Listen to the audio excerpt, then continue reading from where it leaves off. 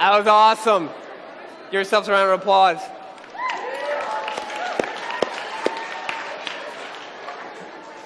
All right, we're going to dive right in. And to do that, I'm going to ask for your undivided attention. I'm not going to talk long, and I promise when I do talk, it's going to be interesting. I promise that I'm going to keep you engaged, so if you would just give me a few minutes of your night tonight, we're going to have some fun, and we're going to dive into some truth, okay? Yeah. I like it, yeah. All right, so what you know, or what you don't know, makes all the difference, doesn't it? What you know and what you don't know makes all the difference. For example, man, if I had only known that there was going to be all that traffic, I wouldn't have gone that way. So it could be something really trivial like that, or it could be sometimes something pretty big like this. If I had only known that the girl I liked was sitting right next to me, I wouldn't have farted because that was a really bad one. Oh my gosh. I've had a lot of moments like that in my life where I said, if I had only known, I wouldn't have done that. Or if I had only known, I would have done something differently. If I had known how much work being a parent is, I think I would have prepared a little bit better for being a dad.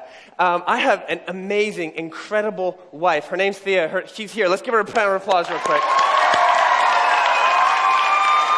I don't know where you are, but I love you so much. I am the man I am today because of that woman. And we together have 3 beautiful children.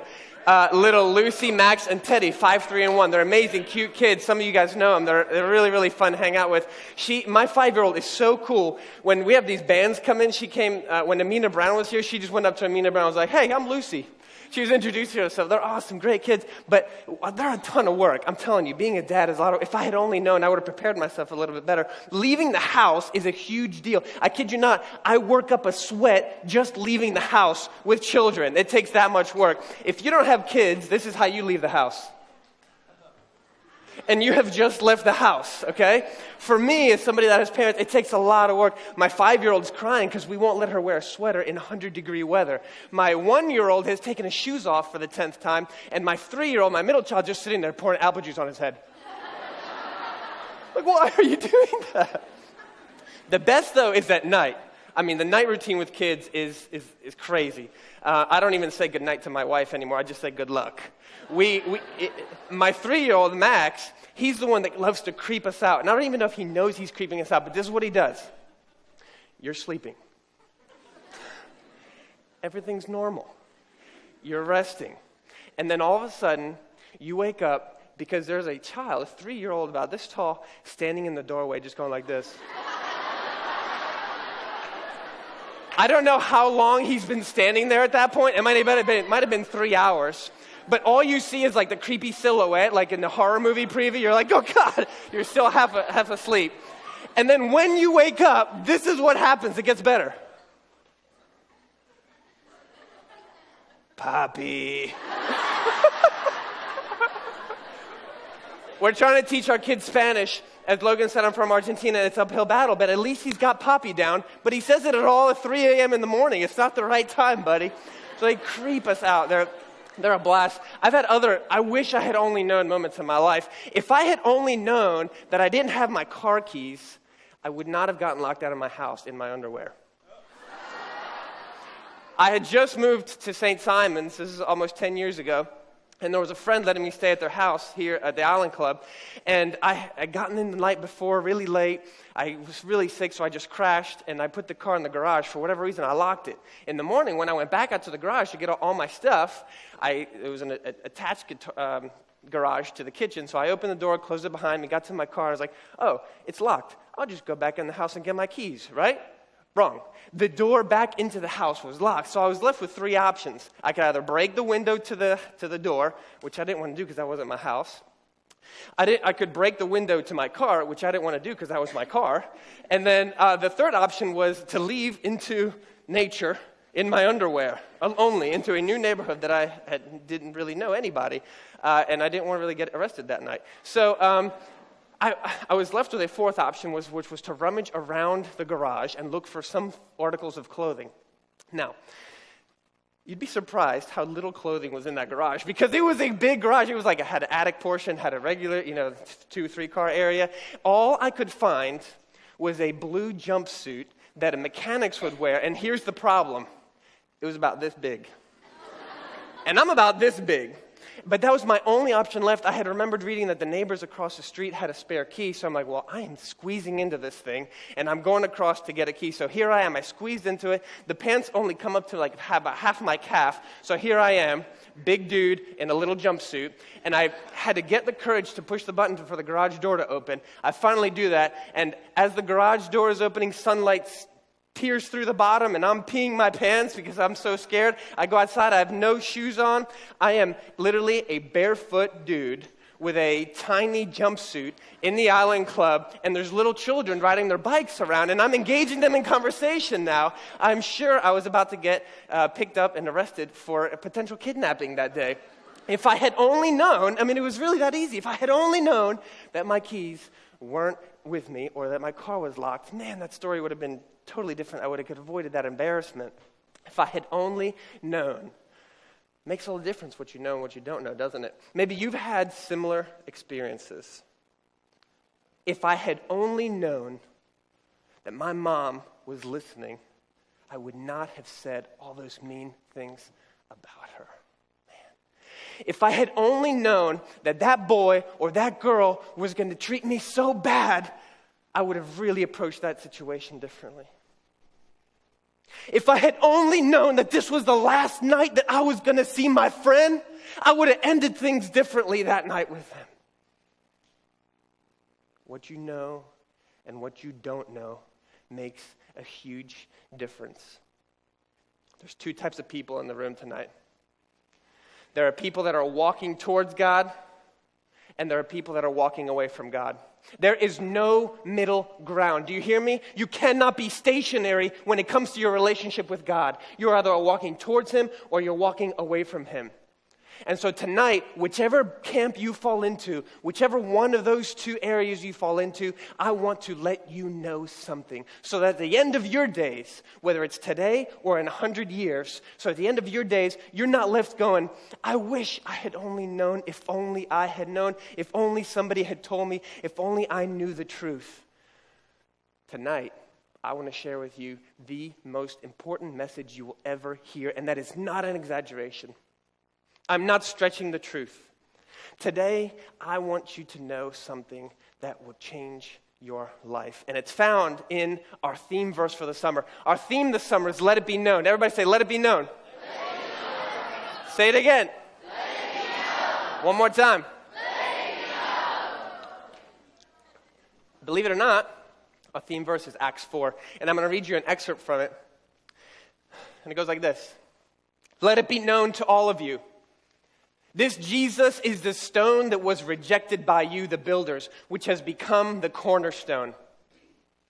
And there is salvation in no other name, in no one else, for there is no other name under heaven given among men by which we must be saved. That's our theme verse for the night. You can look it up in different versions if you want later. But the gospel message is there. The gospel is just a word that means good news, and this is the good news. We can be saved through Jesus Christ. But not just Jesus Christ, through Him alone. But why? Isn't that a natural question that you might ask when you read a passage like that? There is salvation in no one else but Jesus. But why? Why only Jesus? Follow me, and I want to just open up a few things to hopefully answer that question a little bit for us. And it starts a long, long time ago.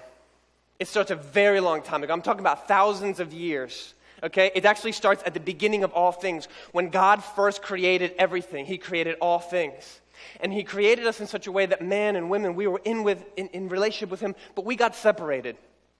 And in that moment when man decided to disobey, sin entered the world, and therefore every other human, you and me, when we were born separated from God. But here's the good news. When we became separated from God, God also initiated a plan to restore that relationship. And we pick up the story about 2,000 years after man and woman were separated from God. So man is separated, fast forward 2,000 years, and there's a dude that's alive, and his name is Abraham.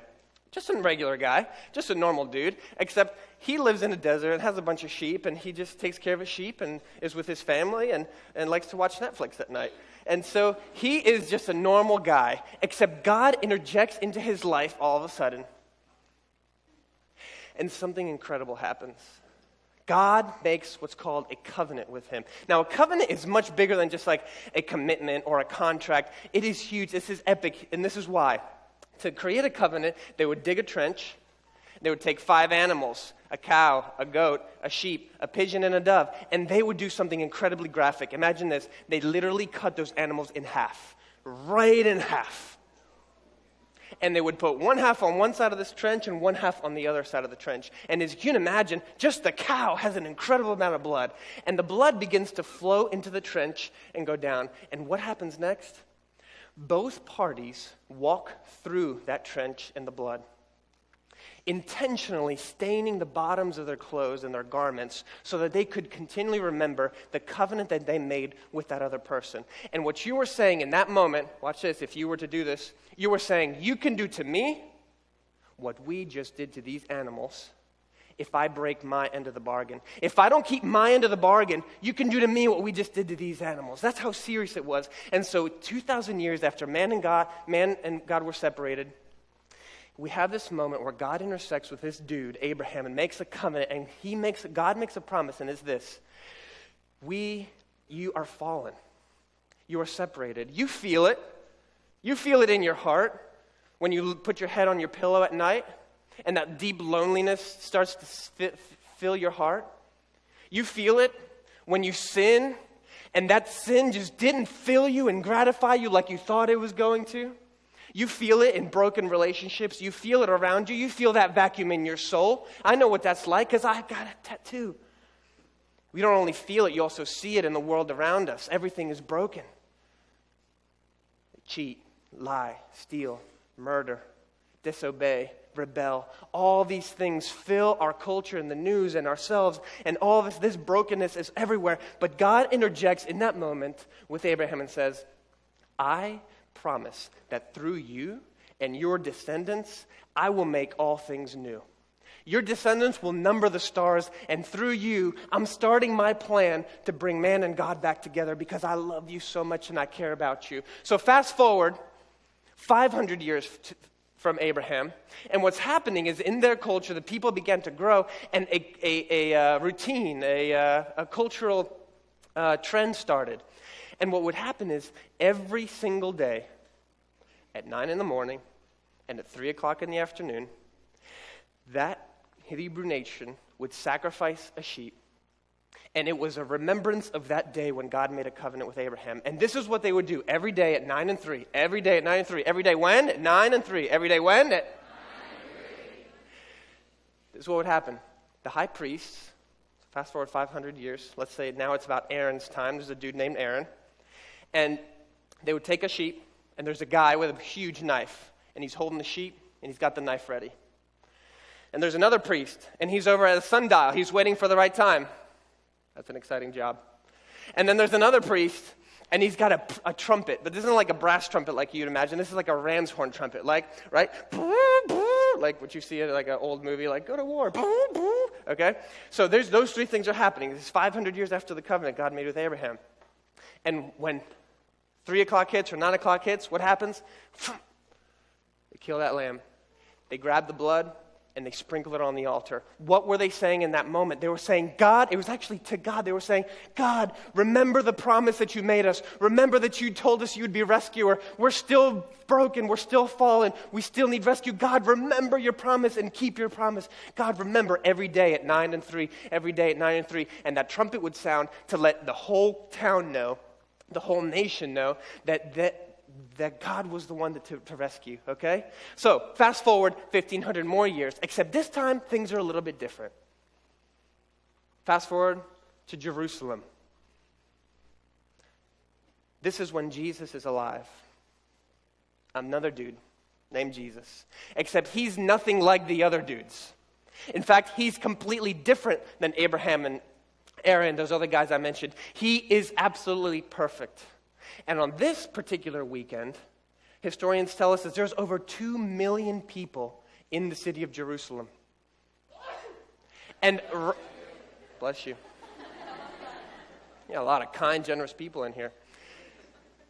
So 1,500 years, fast forward, and you're in Jerusalem. There's about 2 million people packed into this town. And right outside, what's also different is that there's 3 crosses on a little hill just outside the city.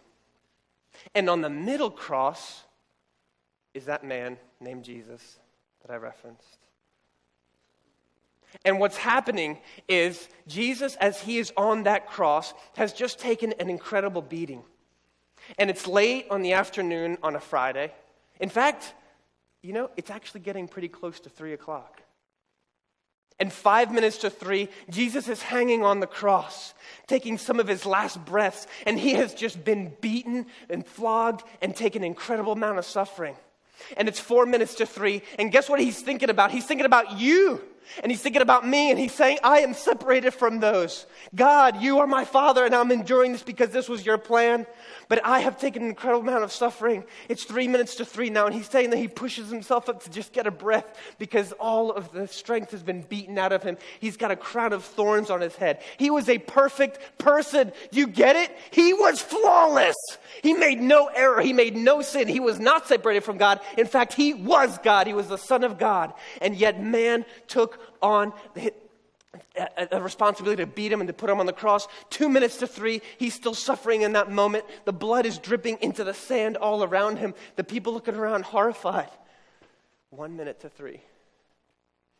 And the sky goes dark. The sky goes black. And at the very exact moment, there are the 3 priests at the temple waiting at the sundial with the knife and with the trumpet, still ready with their sheep, with their lamb. And the time comes, and the lamb is sacrificed, the blood is sprinkled, and at the same moment that Christ offers his life, that trumpet is blown over the city to say, God, remember what you promised us. Remember that you said you'd bring a Messiah. Remember that you said you'd bring rescue. We're alone and dark in a tunnel, but remember your sacrifice. And in that moment, do you know what Jesus' last words were? It is finished. What did he finish? He finished a promise that he gave to man over 2,000 years ago before that. He finished his end of the bargain and ours for us because he knew in that moment when he looked at Abraham and made that covenant, he's looking at a little speck of dust, a little piece of sand, something he could just flick and blow into nothingness. But he looked at that and it was his creation and he loved it. And he said, I love you so much. I will not only keep my end of the bargain, but I'm going to keep yours for you too. And what we did to these animals, you can do to me. And that's exactly what we did to Jesus Christ when he came and lived among us. We tore his body in half. We brutally crucified him on the cross, and he did it willingly. We didn't take his life, he offered it. It was a free gift because he knew that that was God's plan to bring man back together with God. I want to follow that God. Anybody who would lay down their life for me deserves all of me, deserves all of my life. That is the God that I want to follow. That is the God that tonight is offering you free life. Do you want a new heart? Do you want forgiveness? Do you want a new life? Do you want to breathe fresh air and see life with new perspective? You can have that tonight because this same Jesus that died on the cross came back from the dead. Because he is so powerful and limitless that death could not hold him. He was victorious over it. When he said, it is finished, he was talking about it all. He finished his covenant with people. But your sin and your pain and any tunnel of darkness that you could get stuck in and any spiral of depression that you have been down and any emptiness that you feel because of broken relationships or getting to the bottom of a cup full of alcohol and finding emptiness or taking too many drags of a joint and knowing that that really doesn't satisfy and all this loneliness and all this heaviness and all this pain can be finished because of the sacrifice of Jesus Christ if you will only accept it. It could be yours tonight if you so choose. Guess what? There is nothing that you have done. There's nothing that's been said to you. There's nothing that you have said yourself that cannot be forgiven and cannot be undone because the one drop of Jesus' blood is so perfect and holy that it can wash away a multitude of sins. So when Acts 4 says there is salvation in no other name, there is no other name under heaven by which you can be saved. It is Jesus Christ. That sort of epic, massive story over thousands of years is why that passage rings true. And guess what? A piece of it can be yours tonight I want to invite you tonight to do business with God. And what I want you to know is that no matter where you are, God meets you right in that place. You might have walked into these doors tonight with an incredible burden. You might have walked into these doors tonight carrying something that you would never even share with anybody else. But it doesn't matter. You might have walked in here filled with joy and okay with life. God wants to meet you in all of those places. Just a few weeks ago, had an incredible thing happen to my family. My 3-year-old that I was telling you, remember? Papi. Okay? That one. We had a near drowning experience with my son. We were getting ready. We were at a place swimming, and we were getting ready to leave. It was the last 5 minutes, so floaties are coming off. We're getting all our stuff going together, and then he decided to go back into the water without his floaties. You know, it's a miracle that he is alive today. It's a miracle that we turned around and saw him when we did and pulled him out of the water, and he was coughing and crying, and we consoled him, and the doctor said, hey, you know what? It's better if you actually do go to the hospital, and we'll keep him under supervision. But what began to unfold in the next couple of days after was the part that really amazed us. So, of course, my wife and I, we were kind of stuck in the what ifs, like, man, what if we didn't turn around at that time? Our son. But God spoke to us in that moment. He said, hey, there was no situation in which he could have been harmed. I was in control the whole time. But then what happened next was even more amazing. My father-in-law sent us a book about a different little boy who had a much more extreme near-death experience. And he recounts in the book what he experienced, and he says he saw Jesus after he had died for a few minutes and came back. It's a really fascinating story. But in that book, there's a picture of Jesus. Now, it's not a typical Jesus picture, like the Jesus with the robes or Jesus on the cross. It looks like a pretty young just person. It's kind of a close-up of his face, and it's just a short-haired man, really. So if you didn't know who that was, you just would say, okay, that's just a dude, really. And so as my wife is looking through the book, she pulls that picture back, and she goes up to Max, and she says, just curious, like, hey, buddy, have you ever seen this guy before? Do you know who this is? My little boy looks at it and goes, Papi. I'm just kidding. He looks at it, and his brows gets furrowed a little bit. He's just like playing with his trains. He's completely clueless. He's like, can he wear swim trunks? And my wife's like, yeah, I guess he could wear swim trunks. And he's like, yeah, he was swimming at the lake with me.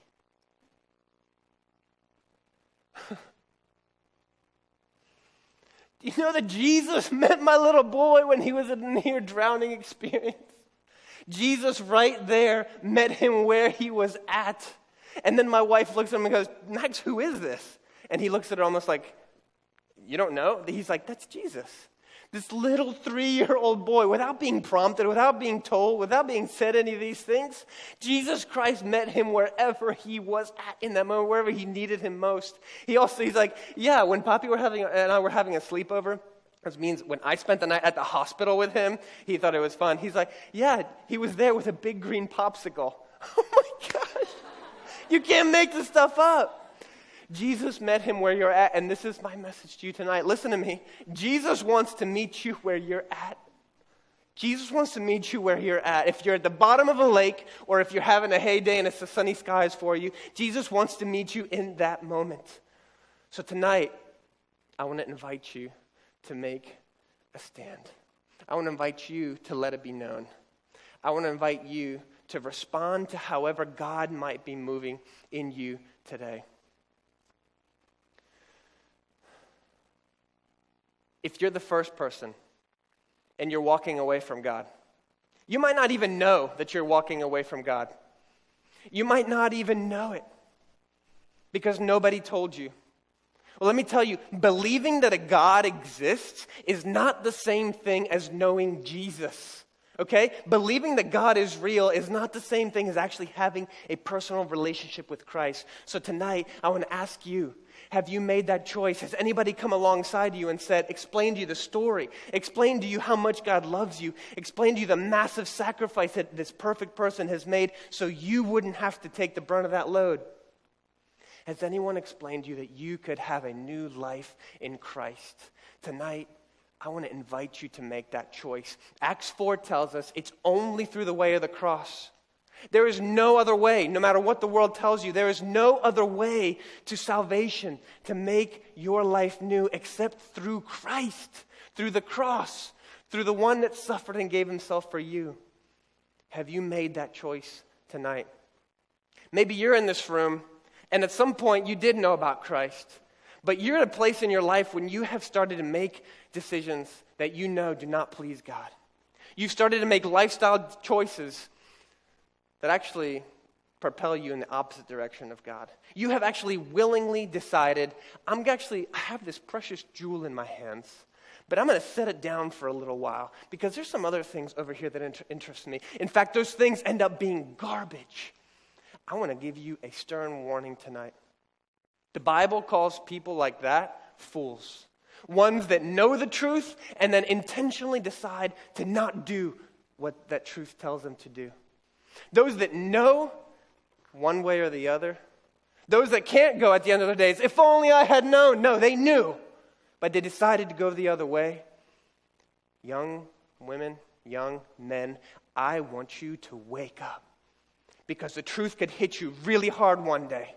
And I don't want that to be the case. I want you to experience the love and the renewal that God has for you in your life today. The world has its offerings. The world has its pleasures. But it's only for a season. The hangover always comes. But with Jesus, there is always satisfaction. With Jesus, there is always newness. There's always more to God. There's always a new angle to see. So if you don't know God, if you're walking in a direction that is not God, I want to call you to see the immense sacrifice that he's made and call you to be a follower of his. That trumpet sound, when Jesus died on the cross at 3 o'clock in the afternoon on that Good Friday, and that trumpet blew, it was much more than a signal that said, all things are complete. My plan for renewal and restoration is finished. It is finished. Yes, I am the one that promised that I would bring salvation, and I have indeed brought it. That trumpet call was a call for renewal and restoration of all things, but that trumpet call was also a trumpet of war, a call for action for you and for me, those that follow Christ, to get up on our feet and say, it's time to get to work. That trumpet call was really a call for us to get moving. There's a song that I like that comes on the radio by Matthew West, and it's called Do Something. And the lyrics start out like this. It says, I woke up this morning and I saw a world full of trouble now. I thought, how do we get so far and how are we going to turn things around? So I thought, God, why don't you do something? And the thought just overwhelmed me that there's so many people living in poverty and there's children actually being sold into slavery. I couldn't handle it. So I shook my fist to heaven. I said, God, why don't you do something? And you know what he said back to me? He said, I did. I created you. I don't know about you, but I don't want a life that has no desire. I don't want a flame. I want a fire. I want to be consumed with this God that has given so much to me. I want to stand up because I want to do something. Some of you today have been living your life and it has been something that has been private. Y'all, your faith needs to be public. It is time for us to let the world know that he is God and he is worth all of us because he demands more than just a life that is private and kept into us. He demands all of us. If he gave it all, it's time for me to give it all too. And I'm calling you to get wrapped up in that. Our salvation is much more than a golden ticket into paradise when I die. It starts today, guys. We get to live adventurous lives that are dangerous because we are messengers of the gospel. So it's time tonight to put the walls down and do business with God. What if for one night you put away that tough guy act? What if for one night you put away the sassy girl act and you got real with God? The one that loves you so much and is beckoning you right now, even through my words, saying, come close, my child, I love you. Don't be separated from me. Look at all this plan I put into motion so I could be with you. Come close. Come near. Come, my child. You don't need to go into that garbage anymore. You don't need to pursue those things. I have such a great life for you, my children. And don't ever forget it. You can live passionately. A life that is full. A life that is meaning. God can tell you where you've come from. God can tell you who you are. God can tell you what's the difference between right and wrong. God could give you a purpose in your life, and he can tell you where you're going. Who else can give you all those things? Nobody. There ain't one person but him. And he wants you, all of you. He gave himself already. So with all heads bowed and eyes closed, I want you to think about that. I want you to think about the massive sacrifice that he's already given for you. And if you're one of those people that have never met God, that you don't know Jesus, John 17 tells us that eternal life is to know God and his son Jesus Christ. If you do not know Jesus, if you have never met him, if you do not have a personal relationship with God, then in this moment, I want you to search your soul and do business with God.